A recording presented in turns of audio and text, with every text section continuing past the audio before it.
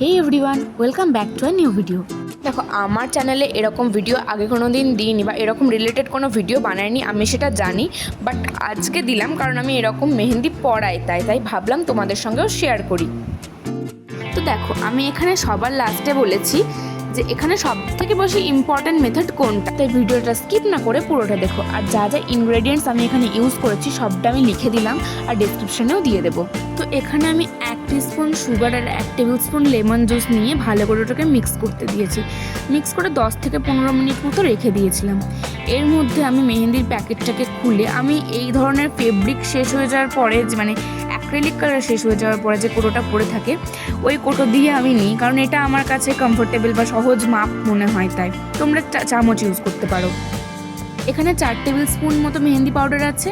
তো এবার আমি মেহেন্দি পাউডারটাকে দিয়ে লেবু আর ওই চিনির রসটার সঙ্গে ভালোভাবে মিক্স করব।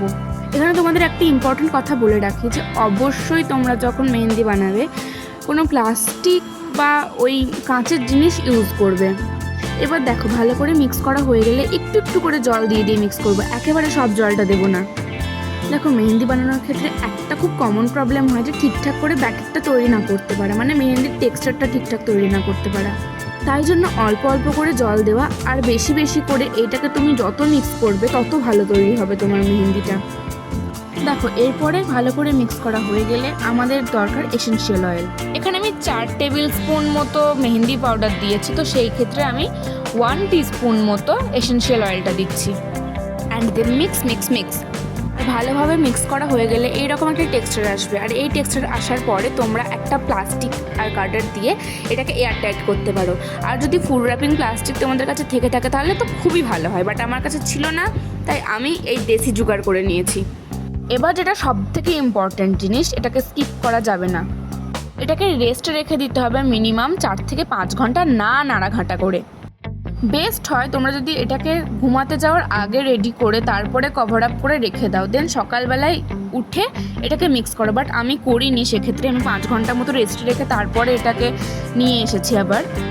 এরপর আবার সেই তোমাকে মিক্স করে নিতে হবে। আর দেখতে পাবে এখন কালার কিছুটা চেঞ্জ হয়ে ব্রাউনিশ টাইপের হয়েছে। আর আমি এখানে একটা হ্যান্ড গ্লাভস পরে নিয়েছি, নাহলে খুব মেসি হয়ে যায়। আমি এখানে কোনও বানিয়ে রেখেছিলাম, তো তোমরা যদি চাও কোন বানানোর টিউটোরিয়াল দেখবে তাহলে আমাকে কমেন্টে জানিও। থেকে আশ্চর্যের বিষয়, আমি যেখানে থাকি সেখানে পাইপিং ব্যাগ পাওয়া যায় না, তাই জন্য আমি একটা ব্ল্যাক কালারের প্লাস্টিকের মধ্যে একটা কর্নার পজিশন একটা কৌটোর মধ্যে ঢুকিয়ে সেইখানে মেহেন্দিটা পুট করে তারপরে এরকম করে স্ট্যান্ড করিয়ে মেহেন্দিটা ঢেলেছি। আর মাঝে মাঝে কোনটাকে একটু প্রেস করতে হবে যাতে নিচে চলে যায় একেবারে। এবার ভালো করে চারি সাইড দিয়ে সেলোটেপ লাগিয়ে নিতে হবে।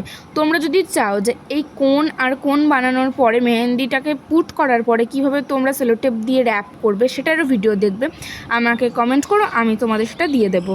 এক্ষেত্রে সব থেকে ইম্পর্ট্যান্ট হচ্ছে লেবুর রস আর চিনিটা। তুমি যদি শুধু চিনি আর ওই হেনা পাউডার দিয়ে করতে চাও, মানে মেহেন্দি পাউডার দিয়ে, তাহলে কিন্তু এতটা ভালো টেক্সচার আসবে না। লাস্টে আমি তোমাদের হাতটাও দেখি যে আমি কাজ করতে করতে আমি 1 সেকেন্ড মতোও মনে হয় হাতে রাখিনি, তার সত্ত্বেও আমার হাতে কত সুন্দর কালার এসেছে, ইভেন কালারটা ডার্কও হয়েছে পরে। দেখো, লেবু আর চিনির মিশ্রণ আর মেহেন্দিটাকে কিছুটা মিক্স করে নিয়ে 4-5 ঘন্টা রেস্টে রাখাটা সব থেকে ইম্পর্টেন্ট প্রসেস এখানে। আমি এখানে অত ধৈর্য দিয়ে মেহেন্দি পড়ছি না, আমি জাস্ট তোমাদেরকে দেখাচ্ছি যে মেহেন্দিটা কতটা ভালো হয়েছে। আর এখানে কালারটা আমি দেখাইনি, কারণ কালারটা আমি আগেই তোমাদের হাতে দেখালাম যে কিছু না করতে এত সুন্দর কালার এসছে। আমি তোমাদের পরে অন্য একটা শর্টে আপলোড করে দেবো আমার মেহেন্দি পড়ার পরে কালারটা কেমন এসেছে। তো বাই।